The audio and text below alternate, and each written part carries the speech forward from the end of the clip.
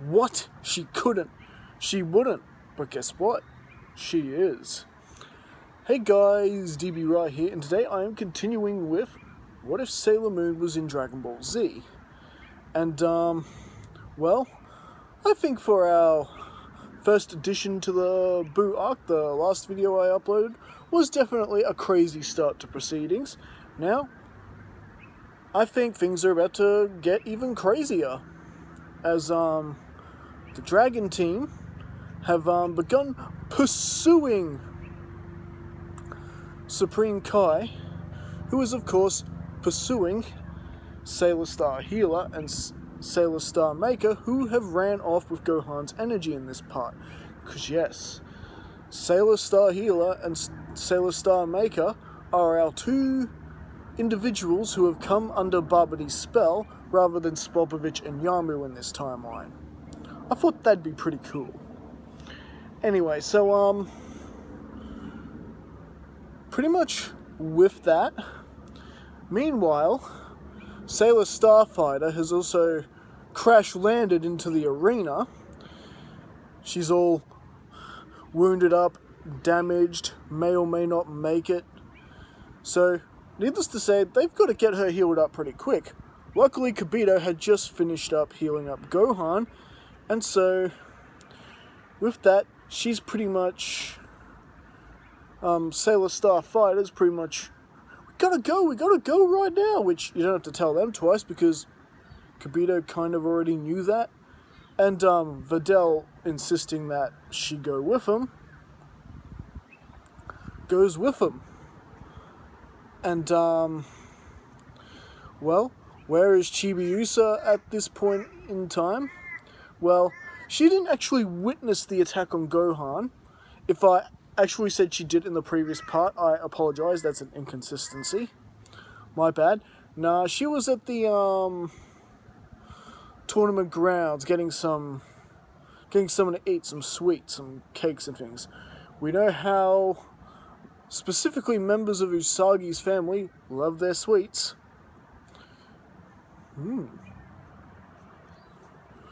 Interesting idea for later. I'm not going to tell you what that is, that's between me and my brain right now, but I think it's ingenious, whatever it is. Anyway, so, continuing on with that, you've got pretty much the original Dragon team that is going up to Buu at this point, with the addition of Uranus and, well, not Neptune. Neptune wasn't fighting in the tournament either. Neptune was in the stands with Usagi and Mamoru and Chi-Chi and Bulma and everyone else gone to cheer their friends on. So just to be clear, Neptune's not with them. And as far as they can tell, for some reason, Taiki and Yaten are the enemies now. And the Sailor Guardians and, of course, and Usagi included, want to leave and investigate what's going on, but it's kind of hard to get out right now with this roaring crowd, and they're not going to transform in front of all these people. So right now, the Sailor Guardians are isolated from the action, with the exception of Uranus, and of course Sailor Starfighter, who's with Gohan, Videl, and Kibito at this point. Kibito is telling them what these bad guys want, who they are, and what it is they are doing and planning to get out of this, and telling them all about Majin Buu. So that's why these monsters attack my world, Sailor Starfighter pipes up. Yes. While looking for Majin Buu, searching countless planets for him, they went to Starfighter's world and pretty much attacked everybody. Killed the princess. Man, the princess of theirs just does not stay alive, does she? And managed to corrupt Taiki and Yaten at the same time. But DB Rai, why would they turn bad? They're Sailor Guardians, and they were good guys. Even in the original anime, they seemed really at peace at the end. Yeah, at peace, at least as far as they were showing. But remember, those two didn't really take too kindly to the Sailor Guardians at first, and that kind of resentment and inner secret hatred doesn't really go away. No, at least not completely. I mean, even Barbity, you don't have to be have a significant sign of evil to be transformed by Barbity. It has to be any negative feeling or emotion. They couldn't defend their own planet, and these Sailor Guardians, Sailor Moon, had to stop them from being killed by Galaxia, and saved all their people. So, and they weren't much help during the whole perfect Sailor Perfect Cell as well. So they were feeling pretty inadequate as Sailor Guardians. So it would make sense that those two would turn into slaves of Barbie, while Starfighter is a bit more at peace with herself. And Starfighter, deep down inside, vowing that Earth will not become like what has happened to her planet. No way, no how. And she knows with the DragonBalls, they can fix everything. And so with that, our team has successfully managed to try and hide themselves from Barbity. Taiki and Yaten hand over Barbity the meter, and unlike the original where Barbity, kills Spopovich and Yamu, he actually decides not to do it this time, because Yaten and Taiki, or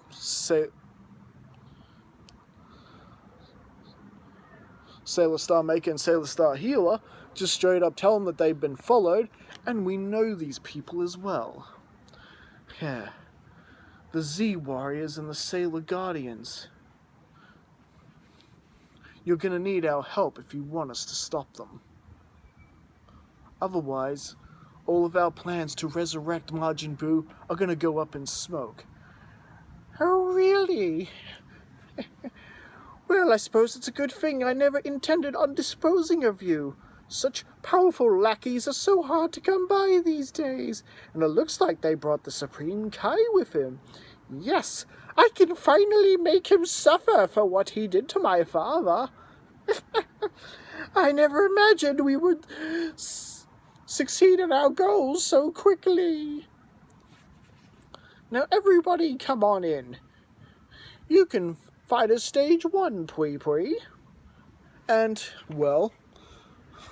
Deborah's the only one staying out there who, much like in the original, shows up with a surprise attack, pretty much offing Kibito right at the start. Videla, of course, like in the original, had to turn back because she's not used to flying, especially for long lengths of time. The whole energy thing is still pretty new to her. Despite the extra lessons from Goku, she just doesn't quite have that endurance yet. So she's gone back to pretty much tell everybody else what's going on.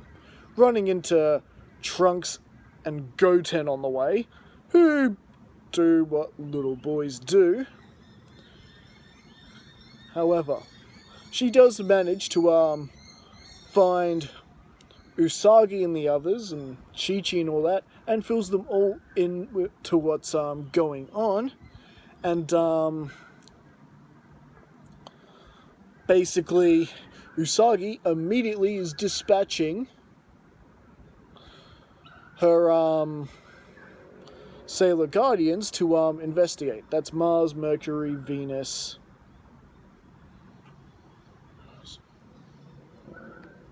and Jupiter.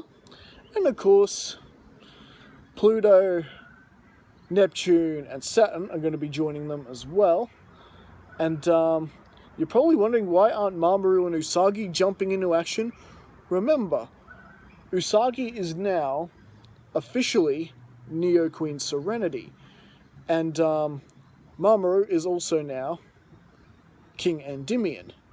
So their roles have now changed. It's not their duty to go in there and fight the monsters. They're the last line of defense now. They're only supposed to interfere if it's really, really that bad.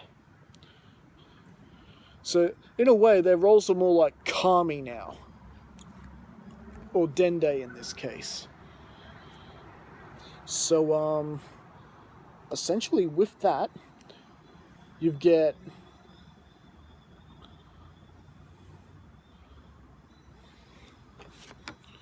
So really, Usagi and Mamoru are instead helping Bulma with, more or less finding Dragon Balls. They're going to have to look for Dragon Balls in order to, maybe clean up this mess once it's, all said and done. So, at least at the very least, they're getting very good at this. So, meanwhile, with, Deborah, who's taken out Kibito, and Piccolo and Krillin copying the statue spit, like in the original, the leftover heroes going into the ship are Supreme Kai, Goku, Vegeta, Gohan, Starfighter, and Uranus. Who, as we know, Uranus and Starfighter do not get along whatsoever. Now, Starfighter doesn't have the problem. It's, Uranus. You intruders are back here again? I can't believe it. Every time you freaks show up, there's always a problem. Hey, I didn't start this. Hiraka, you can chalk that one up to Barbary and his goons. Besides, trust me, you're gonna need all the help you could get. Some Hiraka and Uranus are already starting to heat up. So, then it comes to time to decide who's gonna fight Pui Pui. And,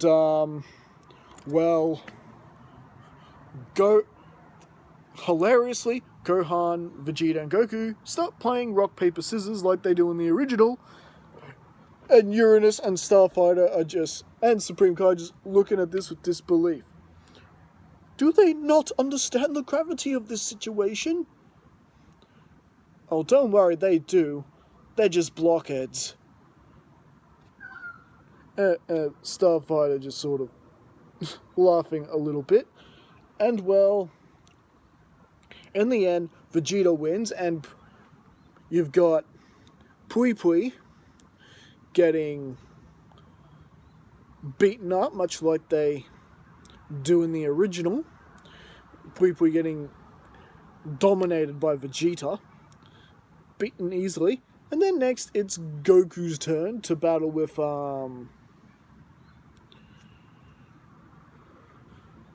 Yaten, that's his name. And, again, that goes like it does in the original. However, for the third room, it's not Deborah meeting them this time. It is Taiki and Yaten, already transformed into Sailor Star Healer and Sailor Star Maker. And, well, Uranus and Starfighter stopped Gohan from charging them. Because, well, the way he felt, and after what they did to Videl earlier in the previous part, he might actually incinerate them on the spot and kill them unnecessarily. And, well, there's a chance Uranus and Starfighter might as well. They're better off suited to deal with them. Sailor Guardian against Sailor Guardian. And so, we get a bit of a scuffle between Yaten and Healer against Uranus and Starfighter. And it does become very apparent that these two are not getting along at all. Couple of their some team attacks they try end up getting mixed up, and they're hitting each other accidentally. Kind of like a Vegeta and Goku sparring session with Whis in Dragon Ball Super. What? Even now you gotta get shot at me? You're the one not listening! Well, however, in the end, with them managing to get their intended opponent individually, they do manage to knock out Yaten and Taiki. However, this has gotten Deborah and Barbary very intriguing. Ah, yes, Deborah, I see what you mean. I think we have found our new recruit. Ra-pa-ta-pa-pa-pa-pa. Ra-pa-ta-pa-pa-pa-pa. Pa-pa-pa-pa-pa. And suddenly, out of all of them, Uranus starts getting these splitting headaches. And drops to her knees.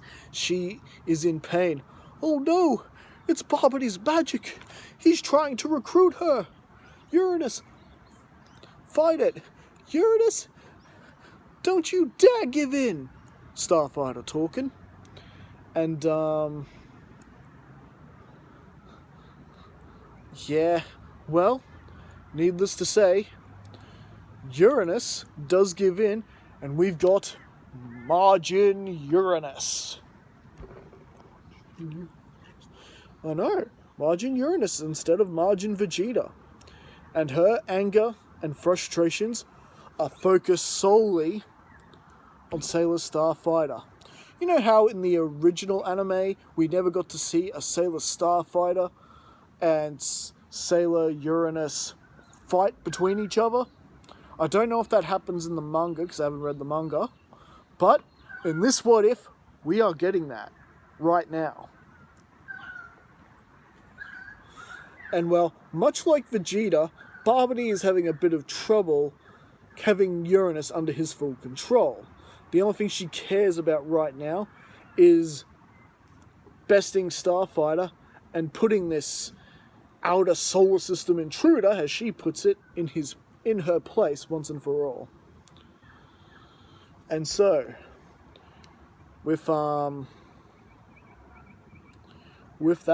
the room gets changed, and they're battling more in a nice earthly scene, kind of like where they battled Nappa and Vegeta that first time. Not before Goku takes Vegeta over to the wasteland, that other sort of spot. So there's a bit of green and foresty and woods. A nice spot for a fight. And well, Starfighter's insisting she fights alone. Listen, we can't all get tangled up in this fight. I will handle Uranus, just like she wants, and you stop them from freeing Buu. Now, when they go and put the energy, when Barbary and Deborah put the energy inside of Majin Buu that Yaten and Taiki retrieved from Gohan earlier, the thing's actually almost full. It's not half full like in the original, it's actually 3/4 full. Why? Because Gohan didn't really slack off in his training during this time. He had Goku around, so Goku was always sort of making sure that Gohan got a bit more yard time for training as well. And of course, Ami would insist on it as well, and Chi-Chi actually respects Ami, considering how smart she is, and yet she can still go out and have fun and play. But there was really no issue there.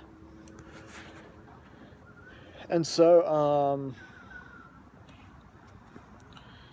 anyways, I'm sure we want to hear all about the Uranus and Starfighter fight, and I will tell you, it's a pretty even fight, especially in terms of martial arts goes. They're pretty even, and power-wise, they're pretty even as well.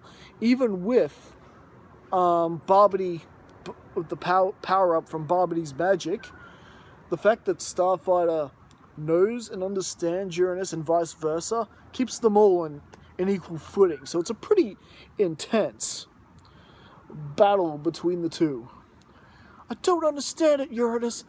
How could you let a freak like that get control of you? Isn't it simple, Starfighter? I want you off my planet! World shaking! Sirius laser! Big power-like struggle between the two. Explosions going off. and a bit of Dragon Ball Z-like fighting, because remember, they had learnt that style of fighting during their time here. And, well, what exactly interrupts the fight here? Well, you get, suddenly, deep submerge! A blast coming between the two. It is Sailor Neptune and the rest of them who have arrived. Mercury, Mars, Jupiter, Venus, Saturn, Pluto, and Chibiusa and her Sailor Quartel, whose names keep escaping me.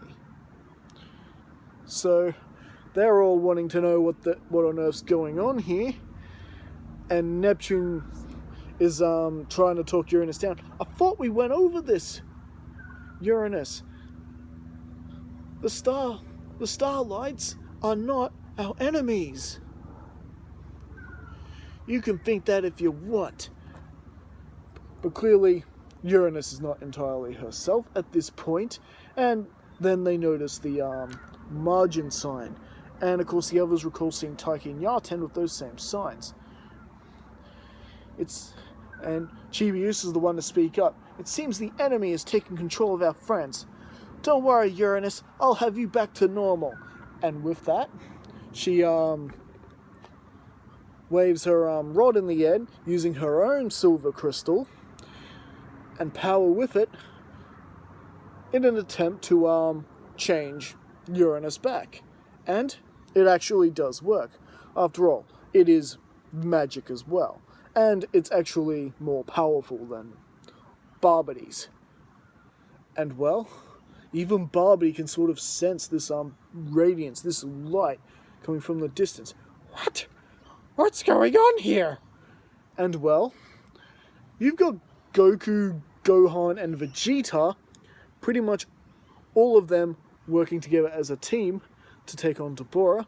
However, it's all too late. From the energy gathered from the battle between Uranus and Starfighter, and now Goku and Gohan and Vegeta's battle with Deborah, it was enough that Buu has indeed awakened from his slumber. Ah, Buu, come out to play! Bow, bow, bow! Pow, pow, pow! And well, it seems quite instantly that Barbody is going to have trouble controlling Buu, and Deborah is just like, this is it, this is the Majin Buu. And as our heroes attempt to fight off Buu and pretty much get laid out one by one, including the Supreme Kai, well, Deborah sees that if he doesn't do something now, there's going to be no one to stop Buu. So, just like in the original, he tries to kill Buu. Buu, like you, me taught you it's a cookie! He's turned into a cookie and is essentially gobbled up. Well, Vegeta gets up and begins to power up, and much like he does in the original, he is intending on sacrificing himself for everybody, making sure that at first he's sort of trying to lure Buu away from everyone else, so he doesn't end up frying everyone else. And well, he does power up like he does in the original, and essentially destroys himself in an attempt to take out Buu. And well, pretty much with that, Piccolo descends and tries to take out Barbody as he does, and well, everyone else sort of arrives as well, along with the slightly wounded Starfighter and Uranus from their battle. And pretty much the only thing they can do is pretty much pick up Gohan and Goku and Supreme Kai and get them out of dodge, because Buu is starting to regenerate and they're pretty much ill-prepared to battle with this creature, and so they're making a break for the Lookout. Which is good, because that's pretty much where Usagi and the others are pretty much going to be waiting for them anyway, because that's pretty much, the Lookout right now is pretty much the safe zone. And I think that's where we're going to leave things, at least for the time being. So what did you guys think? Did you enjoy this part of the story? You know, has Uranus finally got all that pent-up frustration towards the Sailor Starlights out of her system? And, well, since they're able to reverse Uranus, I'm pretty sure Chibiusa and Moon will be able to reverse Taiki and Yaten as well. And, well, how's the rest of the Buu saga gonna go? All this and more next time as we continue What If Sailor Moon Was in Dragon Ball Z.